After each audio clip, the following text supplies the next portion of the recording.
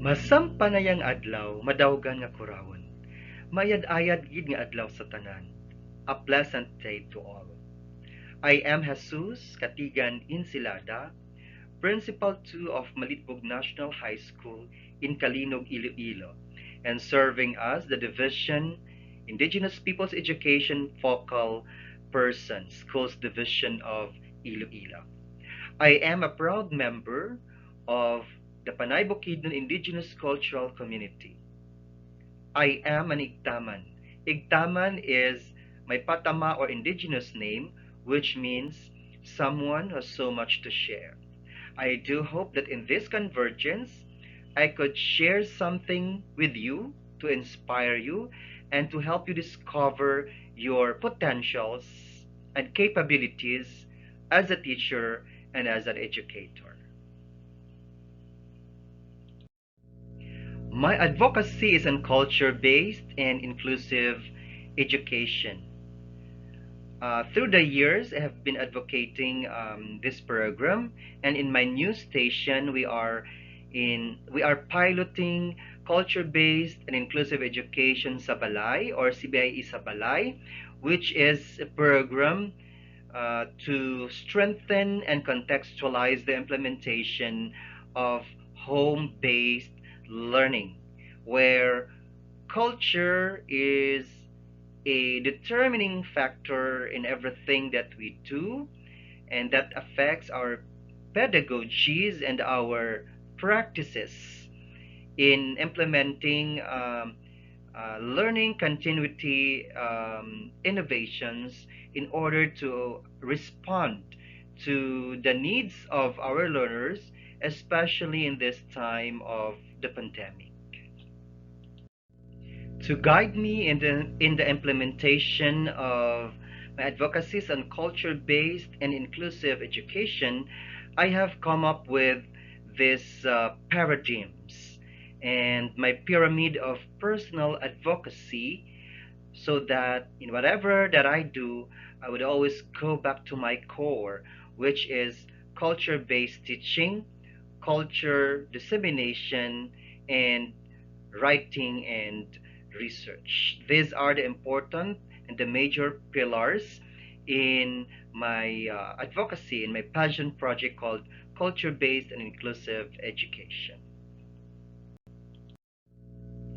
This time, I want to share with you the milestones in my career as a teacher, as a school head, and as an advocate of culture based and inclusive education.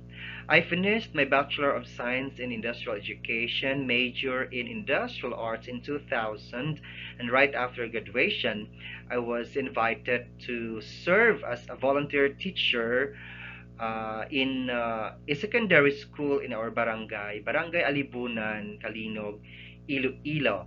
And luckily in 2002, I got a position as an LSB teacher, receiving a considerable amount uh, as a salary.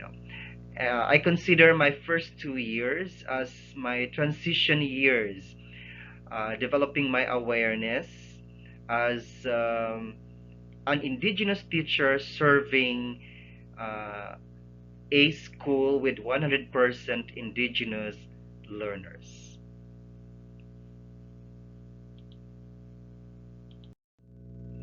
Sometime in 2005, I came across with culture-based education principles and strategies when I became a member of ADHICA, an asosasyon ng mga dalubhasa at may interes sa kasaysayan, an organization of advocates, advocates in integrating teaching culture, integrating culture into the curriculum.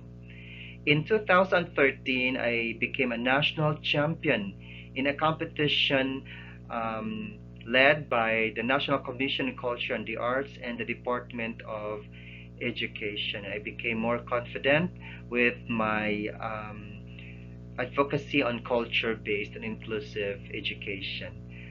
In 2014, of course, I was awarded by the Metrobank Foundation, and in 2015, I went to the US, and when I came back, I went back to my first school, Arcara de Gostillo Memorial National High School, and after a few months, I was deployed as a school head in one of the secondary schools in the municipality of Cabatuan, Iloilo.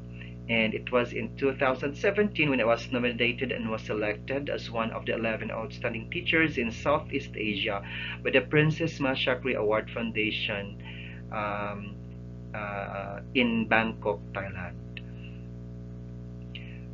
2018 when as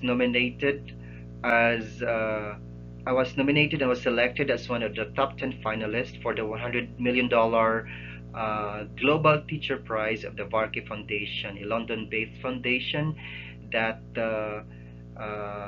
advocates the the recognition of extraordinary teachers from around the globe. It was in 2019, right after uh, those very significant recognitions um, when the CESB conducted a study on the impact of this innovation, and I was able to share with them my advocacies, activities and engagements on culture-based and inclusive education. This photo shows the recognition or the awarding of trophies and cash prize to me as one of the outstanding teachers, Metrobank Outstanding Teachers in 2014. I could describe that experience as an empowering experience um, for me because I was representing the small schools and schools located in the indigenous cultural communities. I felt that I was the voice of those teachers who are serving in far-flung barangays, um, teachers serving um, their fellow indigenous peoples.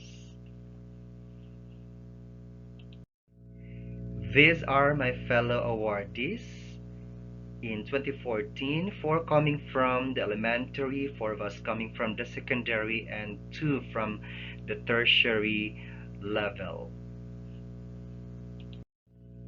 I am always grateful to the Metrobank Foundation for the award and for believing in me because after 5 years they have conferred on me the ACES or a continuing excellence and service award uh, because I have sustained my advocacies and engagements, especially on culture based and inclusive education.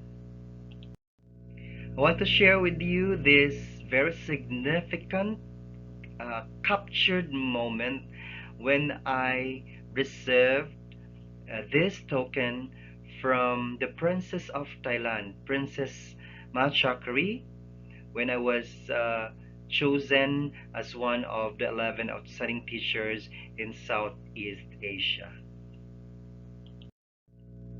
This is another most unforgettable moment when I joined the 9 other extraordinary teachers from the different parts of the world for the Global Teacher Prize. This was in Dubai, together with the Secretary of the Department of Education, Leonor Magtolis Briones, cheering for me, together with Dr. Marge of the International Cooperation Office and former USEC Digdino. Through the years, in my journey as a teacher, as a school head, and as an advocate of culture-based and inclusive education, I need to always go back to my core. which is creating impact to transform the lives of my learners representing the indigenous cultural communities. As I once said, that I love teaching because it is an opportunity to transform the lives of my indigenous students who are deprived and less privileged, and to empower them to reach their dreams through education. And I'm very grateful for all the accolades, for all the support you have given me, and God bless us all in all our undertakings.